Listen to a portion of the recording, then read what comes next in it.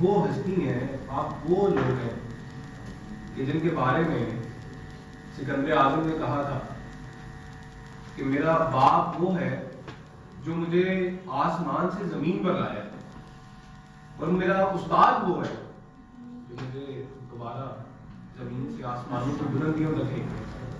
تو آپ اپنے آپ کو پہچانیے.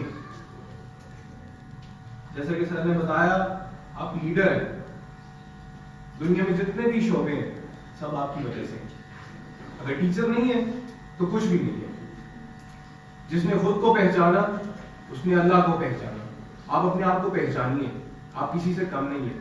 ڈاکٹر, انجینئر, جتنے بھی شعبہ جاتے ہیں آپ کی وجہ سے. اور لوگ کہتے ہیں کہ ٹیچنگ ایک شعبہ ہے.